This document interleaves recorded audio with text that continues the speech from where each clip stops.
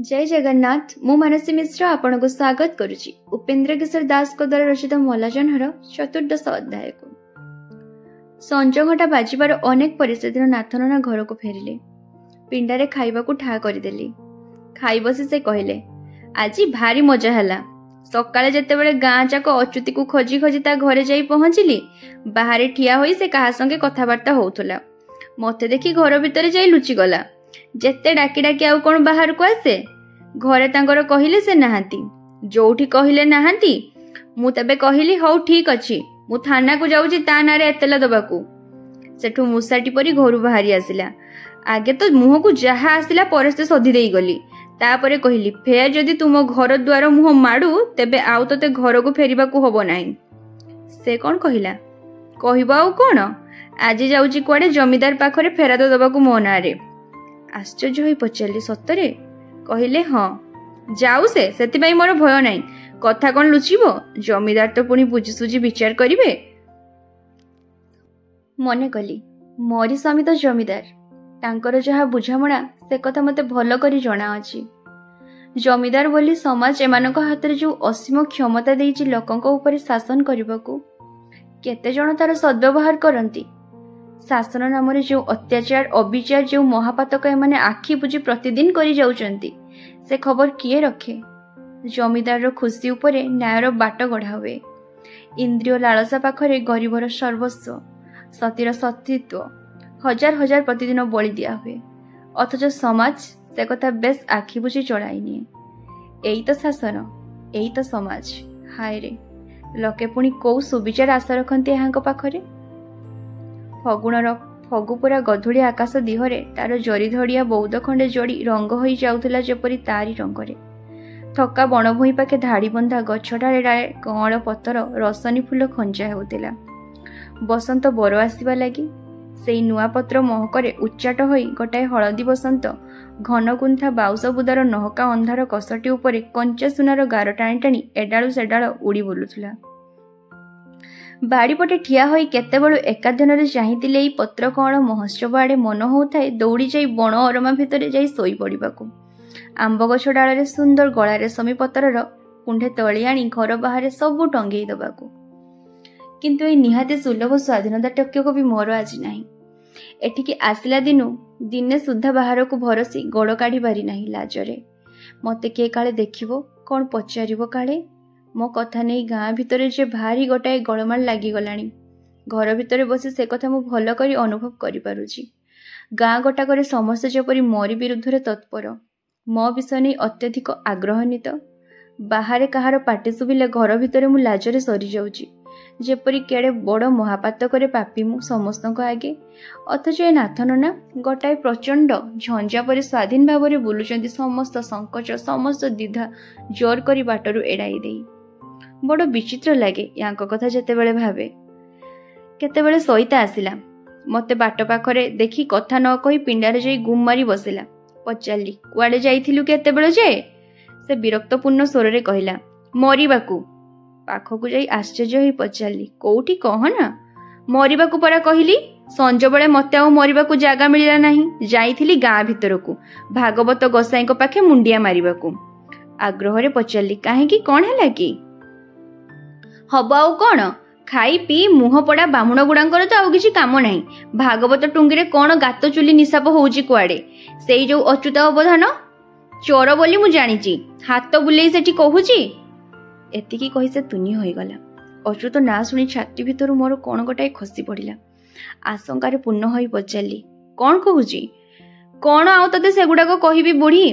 से कहिला संज बेलटा एते गुड़ाए कंचा मिछ कहबाकू तार जीभ केमिति खसी पड़ू नाही आगो सेया मु ताजुब होउची परा। कहूची अनादि मिश्र झियो सती की ता स्वामी घरु बाहर करि देइचंती आउ ता मुह चाहिबे नाही बोली कुआडे कहउचंती समस्तक आगे। से जाति कूल छाड़ीची ता हातरु केई पानी छुईबार नुहे को पसंद रे लोकनाथ तियाड़ी ताकू आनी घरे पुरेइची। आमे ता घरु बंधुपण काटी देबू तारी निया पानी अटक करि देबू। जदि लोकनाथ ताकू घरु बाहर करि न दिए बुढ़ी पत्थर परी ठिया होई सबू शुणिली। से कहिला रक्त मांस दिह तो केते आउ सहंता ए कंचा मिछ गुड़ाक शुणी शुणी संभाली न पारी कहिली आलुओ टिके तळकू देखा। ता मुह देखी कहू कहू ए ठेंगा उठे ता पाखकू धाइली। ସେଇଠୁ ସେଠି ଥିଲେ ହା ହା କହି ଦୌଡ଼ି ଆସି ମୋତେ ଧରି ପକାଇ ଟାଣି ଟାଣି ଆଣି ଏଠି ଛାଡ଼ି ଦେଇ ଗଲେ। ନଇଲେ ଆଜି ତାର ଦିନକୁ ମୋର ଦିନେ। କହୁ କହୁ ସେ ରାଗରେ ଗୁଟାପଣେ ଥରିବାକୁ ଲାଗିଲା। ଲାଜ ଆଉ ଅପମାନରେ ମୋର ଆଉ ସେତେବେଳକୁ କଥା ଶୁଣିବାର ଶକ୍ତି ନଥିଲା। ଚୁପ୍ ହୋଇ ଘର ଭିତରେ ଯାଇ ଶୋଇପଡ଼ିଲି। ସେଇଠି ସେମିତି ତକିଆରେ ମୁହଁ ମାଡ଼ି ମନେ ମନେ କହିଲି, ଏଇଆ ଶୁଣିବାକୁ ମୋତେ ଆଜି ଏଇ ବଞ୍ଚାଇ ରଖିଲ ଭଗବାନ। ଏଡ଼େ ବଡ଼ ସୃଷ୍ଟିଟାରେ ତମର ବିଷ କଣିକାଏ କ'ଣ ନଥିଲା ଏଇ ହିନିମାନିଆ ଜୀବନଟା ଏକାଥରକେ ଶେଷ କରିଦେବାକୁ? ଖାଲି ଏତିକିରେ ଭଲା ସରିଥାନ୍ତା। ଏ ହୀନ କପାଳି ସାଙ୍ଗେ ପୁଣି ଆଉ ଗୋଟିଏ ପବିତ୍ର ନିଷ୍ପାପ ଜୀବନ ଛନ୍ଦି ହୋଇ ଅକାରଣରେ କେତେ ଲାଞ୍ଛନା, କେତେ ଦହଗଞ୍ଜ ହେଉଛି। ମୋର ଅଧିକାର କ'ଣ ଅଛି ଭଲା ତାକୁ ଏମିତି ଅକାରଣରେ କଳଙ୍କରେ ଭାଗ କରିବାକୁ ମୋ ସାଙ୍ଗେ? ଏ ଚର୍ଚ୍ଚା, ଏ ନିନ୍ଦା, ଏ କଳଙ୍କ ମୋରି ନାଁରେ ଶୁଣିପାରିବେ ନାହିଁ ବୋଲି ତ ବାପା ବୋଉ ଆଗରୁ ବିଦା ହୋଇଗଲେ। ସ୍ୱାମୀ ବୋଲି ଯେଉଁ ପ୍ରାଣୀଟି ସାଙ୍ଗରେ ବ୍ରାହ୍ମଣ ଆଗେ ଅଗ୍ନି ସାକ୍ଷୀ କରି ମୋତେ ବାନ୍ଧି ଦେଇ ଯାଇଥିଲେ, ହୃଦୟର ସବୁ ବିମୁଖତାକୁ ରୁଦ୍ଧ କରି ତାଙ୍କ ସଙ୍ଗେ ସେ ସମ୍ପର୍କ ଆଉ ରଖିପାରିଲି କୋଉଠି? ସଂସାରରେ ମୋର ଆଉ କିଏ ଅଛି ମୋ ପାଇଁ ଭାବିବାକୁ? ଏ ନାଥନନା ମୋର କିଏ ଯେ ମୋ ପାଇଁ ପ୍ରତି କ୍ଷଣରେ ନିଜର ପ୍ରତିଷ୍ଠା, ନିଜର ଅଭିମାନ ତିଳେ ତିଳେ ଏମିତି ବିସର୍ଜନ ଦେଇ ମୋ ପାଇଁ ଏତେ କରିବେ? ଆଉ ଭାବିପାରିଲି ନାହିଁ। କିଏ ଏଇ ନାଥନନା? ମୋର କ'ଣ ସେ? ସବୁ ସବୁ ସଂସାରର ଲୋକେ ହଜାର ନାହିଁ କଲେ ସୁଦ୍ଧା, ସମାଜ ଲକ୍ଷେ ଥର ଅସ୍ୱୀକାର କଲେ ସୁଦ୍ଧା ସେହି ଜଣକୁ ତ ଏ ଜୀବନର ନିବିଡ଼ ଭାବରେ ମୋର ବୋଲି ଅନୁଭବ କରିଛି। ଜ୍ଞାନ ହେଲା ଦିନୁ ଆଜି ଯାଇ କେବଳ ତାଙ୍କରି ପାଖରେ ସ୍ତ୍ରୀର ସମସ୍ତ ଦେହ ମନେ ମନେ ଅର୍ପଣ କରି ଆସିଛି। ବାହାରେ ପାଟି ଶୁଭିଲା। ଚାହିଁଲି ନାଥନନା ଘରକୁ ଫେରିଲେ। ପିଣ୍ଡାରେ ସଇତାକୁ ଦେଖି କ'ଣ ପଚାରିଲେ, ବୋଧହୁଏ ମୋ କଥା। ସଇତା କ'ଣ ଜବାବ ଦେଲା ଏତେ ଦୂରରୁ ଭଲ କରି ଶୁଣିପାରିଲି ନାହିଁ। ତାପରେ ଗୋଡ଼ ହାତ ଧୋଇ ନିଜେ ନିଜେ ଭାତ ବାଢ଼ି ଖାଇ ବସିଲେ। ଘର ଭିତରେ ସେମିତି ପଡ଼ି ପଡ଼ି ସବୁ ଦେଖିଲି। ଆଜି ଏଇ ଘଟଣା ପରେ ତାଙ୍କ ଆଗକୁ ବାହାରିବାକୁ ମୋର ଗୋଡ଼ ଚଳିଲା ନାହିଁ। ଖାଇସାରି ସେ ହାତ ଧୋଇ ଶୋଇବାକୁ ଚାଲିଗଲେ। ଭାବି ଭାବି ଅନେକ ରାତି ଯାଏ ସେଦିନ ମୋତେ ନିଦ ହେଲା ନାହିଁ। ମନ ଭିତରେ ଯେତେବେଳେ ଏତେ କଥା ଚାଲିଛି ନିଦ କୋଉଠୁ ଆସିବ? ବାଡ଼ିପଟ ତଟା ଗହଳି ନୀରବତାର ଛାତି ଚିରି ଦୁଇଥର ବିଲୁଆ ବୋବେଇ ଗଲେ। ବିଛଣାରେ ପଡ଼ି ପଡ଼ି ଭାରି ଗରମ ହେଲା। କବାଟ ଫିଟାଇ ପଦାକୁ ଆସିଲି। ନାଥରନାଙ୍କ ଘର କବାଟ ମୁକୁଳା। ସେ ବି କେତେବେଳେ ଅଗଣାରେ ଆସି ବୁଲୁଥିଲେ। ମୋ ପରି ଚିନ୍ତାରେ ତାଙ୍କୁ ବି ନିଦ ନାହିଁ ନା କ'ଣ? ପିଣ୍ଡାରେ ମୋତେ ଦେଖି ସେ ପଚାରିଲେ, କିଏ ସତୀ? ସେ ମୋ ପାଖକୁ ଆସିଲେ। ଯେମିତି ଆଗ ପରି ମୋ ପିଠିରେ ହାତ ରଖି ସ୍ନେହ ଉଛୁଳା କଣ୍ଠରେ ପଚାରିଲେ, ନିଦ ମାଡ଼ୁନାହିଁ କି? ଭାବିଲି, ଏଇ ଅସୀମ ଅମାପ ସୁହାଗ ଗୁଡ଼ାକ ଏ ସ୍ନେହହରଙ୍କ ପ୍ରାଣରେ ଏମିତି ଭାବରେ ଉଜାଡ଼ି ଦେଇ ତ ମୋତେ ସାରିଛ ତମେ। ଏଇ ସୀମାତିର ସ୍ନେହର ମଧୁର ମୋହ କଟାଇ ପାରିଲି ନାହିଁ ବୋଲି ତ ସ୍ୱାମୀ ଶାଶୁଘର ମୋତେ ସବୁ ବିଷ ପରି ଲାଗିଲା। ଗାଁରେ ଏତେ ଅପମାନ, ଏତେ କଳଙ୍କର ବୋଝ ମୁଣ୍ଡାଇ ସୁଦ୍ଧା ତୁନି ହୋଇ ପଡ଼ିଛି ଏଇ ଟିକକ ଲୋଭରେ। କିନ୍ତୁ ଆଉ ନୁହେଁ। ଆଖି ଆଗରେ ମୋରି ଲାଗି ତମର ଏ ହିନିମାନ ଆଉ ମୁଁ ଦେଖିପାରିବି ନାହିଁ। ସେମିତି ପଥର ପରି ଠିଆ ହୋଇ ରହିଲି, ଅନ୍ୟ ଆଡ଼େ ମୁହଁ ଫେରାଇ। ଇଚ୍ଛା କରି ତାଙ୍କ କଥାର ଜବାବ ଦେଲି ନାହିଁ। ଉତ୍ତର ନ ପାଇ ସେ ମୋର ଆହୁରି ପାଖକୁ ଆସିଲେ। ମୋ ମୁହଁ ତାଙ୍କ ଛାତି ଉପରେ ରଖି କହିଲେ, ଏତେ ରାତି ଯାଇ ଚିଅନ୍ତା, ଆ ବିଞ୍ଚି ଦିଏ, ଶୋଇପଡ଼ିବୁ ଏଇ ଲାଗେ। ତାଙ୍କ ପାଖରୁ ଦୂରରୁ ଘୁଞ୍ଚି ଯାଇ ଟାଣ ହୋଇ କହିଲି, ମୁଁ ଶୋଇବି ନାହିଁ, ଯା। ସରଗ କଣରେ ବୁଡ଼ ବୁଡ଼ ଜହ୍ନର ଶେଷ ଚାନ୍ଦିନୀ ଟିକ ଗୋଟାଏ ଗହଳିଆ ବାଉଁଶ ଗଛ ଭିତରେ ଛାଣି ହୋଇ ଦୁଆରେ ଆସି ପଡ଼ୁଥିଲା। ସେଇ ଅଳ୍ପ ଆଲୁଅରେ ଦେଖିଲି ନିଗୁଡ଼ ବେଦନାରେ ତାଙ୍କ ମୁହଁ ଚାହୁଁ ଚାହୁଁ ଅସ୍ତମାନ ଚନ୍ଦ୍ର ପରି ଫିକା ପଡ଼ିଗଲା। ତାଙ୍କ ପ୍ରତି ଏହି ଦାରୁଣ ବ୍ୟବହାର କଣ୍ଠଯାକ ଲୁହରେ ରୁଦ୍ଧ ହୋଇ ଆସୁଥାଏ। ଜୋର କରି କଣ୍ଠସ୍ୱରରେ ତୀବ୍ରତା ଆଣି କହିଲି, ମୋତେ ଏମିତି କାହିଁକି ଦହଗଞ୍ଜ କରୁଛ କି ତମେ? ମରିବା ଲାଗି ଟିକେ କ'ଣ ଛୁଟି ନାହିଁ ମୋର ତମ ପାଖେ? ପଥର ପିତୁଳା ପରି ସେ ଚୁପ୍ ହୋଇ ଠିଆ ହୋଇ ରହିଲେ, ତଳକୁ ମୁହଁ ପୋତି। ତାପରେ ଧୀରେ ଧୀରେ ସେଠୁ ଚାଲି ଯାଉଥିଲେ।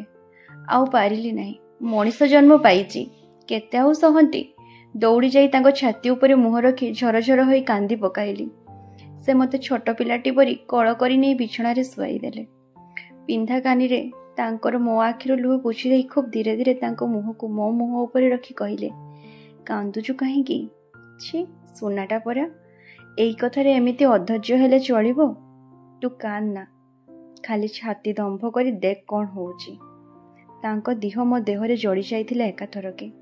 ନିଶ୍ୱାସ ସ୍ୱର ଗୋଟାଏ କୁହୁକ ଲକା ବାସନା ମୋ ମଥା ଭିତରେ ସବୁ ପଶିଯାଇ ଦୁଃଖ ଜଞ୍ଜାଳ ପାସୋଇ ଦେଲା କୁଆଡ଼େ। ମୁଁ ସଂସାର ଭୁଲି ସମାଜ ଭୁଲିଲି। ବଉଦ ଦଳାରେ ଚଢ଼ି ଅଧା ଛାଇ ଅଧା ଆଲୁଅ ଘେରା ଦରିଆ ପାରିର କୋଉ ସ୍ୱପ୍ନ ରାଇଜକୁ ଭାସିଗଲି ପରି ଜଣାଗଲା ମୋତେ। ସେମିତି ନିର୍ଜୀବଙ୍କ ପରି ପଡ଼ି ରହି ସମସ୍ତ ଇନ୍ଦ୍ରିୟ ଦେଇ ତାଙ୍କ ଦେହର ସ୍ନିଗ୍ଧ ଉତ୍ତାପ ଅନୁଭବ କରିବାକୁ ଲାଗିଲି। ଦଣ୍ଡେ ଗଲା। ସେ ଉଠିଲେ, କହିଲେ ଟିକେ ଶୋଇପଡ଼, ରାତି ପାହିବାକୁ ଆଉ ବେଶୀ ଡେରି ନାହିଁ। କବାଟଟି ଖୁବ୍ ଆସ୍ତେ ଆଉଜେଇ ଦେଇ ସେ ଚାଲିଗଲେ। ଦଣ୍ଡକ ପରେ ବଣ ଅରୁମାରେ ଚକିତ ବକ୍ଷ ସ୍ପନ୍ଦନ ପରି ବାଡ଼ିପଟେ ଡାହୁକ ବୋବାଇ ଉଠିଲେ। ସକାଳେ ଚାରିଆଡ଼େ ଭଲ କରି ଖରା ନ ପଡ଼ୁଣୁ ରାତିର ଅମଜା ବାସନ ନେଇ ମାଜିବାକୁ ଯାଉଛି। ବାହାରେ କାହାର ପାଟି ଶୁଭିଲା, ଲୋକନାଥ, ଲୋକନାଥ। ନାଥ ନନା ଘରେ ବସି ଗୋଟିଏ ପୁରୁଣା ବଇଁଶୀ ଖଡ଼ା କାମ ଚଳିଲା ଭଳି ସଜାଡ଼ୁଥିଲେ। ଡାକ ଶୁଣି ବାହାରକୁ ଉଠିଗଲେ। ଦଣ୍ଡକ ପରେ ଅନେକ ଗୁଡ଼ିଏ ଲୋକଙ୍କର ପାଟି ଶୁଣାଗଲା। ଭୟରେ ଛାତିରୁ ମୋର କ'ଣ ଗୋଟାଏ ଖସି ପଡ଼ିଲା। ଗୋଡ଼ ଚିପି ବାହାରେ କବାଟ ଫାଙ୍କରେ ଚାହିଁଲି। ଅନେକ ଲୋକ ଦାଣ୍ଡରେ ଠିଆ ହୋଇଥିଲେ। ଆମ ଗାଁ ପୁରୋହିତଙ୍କ ପୁଅ ପ୍ରଭାକର ମିଶ୍ର ଭାରି ଉତ୍ତେଜିତ ହୋଇ କହୁଥିଲେ, ତା ଯେବେ ତମେ ନ କରିବ ଲୋକନାଥ, ତେବେ ଏବେ ଏଇ ଏତେ ଲୋକଙ୍କ ଆଗରେ ମୁଁ ସଫା ପାଟି ଫିଟେଇ କହୁଛି, ଆମେ ସମସ୍ତେ ମିଶି ତମକୁ ଗାଁରେ ନିଆଁ ପାଣି ଧବା ଭଣ୍ଡାରୀ ବନ୍ଦ କରିବାକୁ ବାଧ୍ୟ ହବୁ। ଏଣିକି ପୂଜା ଶ୍ରାଦ୍ଧ ବାହା ବ୍ରତରେ ଏ ଗାଁ ତ କ'ଣ, ଆଖପାଖ 10 ଖଣ୍ଡ ବ୍ରାହ୍ମଣ ଶାସନରୁ କେହି ତମର ଦୁଆର ମାଡ଼ିବେ ନାହିଁ। ବିଦ୍ରୂପପୂର୍ଣ୍ଣ ସ୍ୱରରେ ନାଥ ନନା ପଚାରିଲେ, ଏତିକି ନା ଆଉ କିଛି ଅଛି? ପ୍ରଭାକର ମିଶ୍ର କହିଲେ, ଲୋକନାଥ, ତମେ କଥାଟାକୁ ଭଲ କରି ନ ବୁଝି ହଠାତ୍ ଉତ୍ତେଜିତ ହୋଇ ଉଠନା।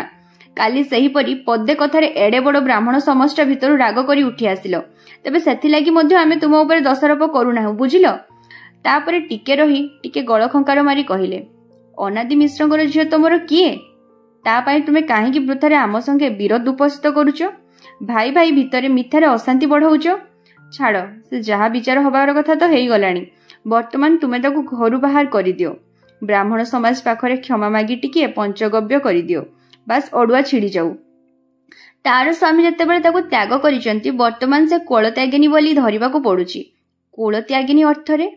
ରାଗରେ ନାଥ ନନା ଗର୍ଜି ଉଠିଲେ, କହିଲେ, ଦରକାର ନାହିଁ ମୋର ସେ ଟୀକା ଶୁଣିବା। ଭଲ ଗତି ଅଛି ଯେବେ ଏଠୁ ଏଇ କ୍ଷଣି ଚାଲିଯା, ନହେଲେ ପୁଲିସ ଡାକିବି। ସେଇ ଅଚ୍ୟୁତଟା ମିଶ୍ରଙ୍କ ପଛରେ ଠିଆ ହୋଇ ତାଙ୍କ କାନ୍ଧ ଉପରେ ବାଟ ଆଡ଼େ ଚାହିଁଥିଲା।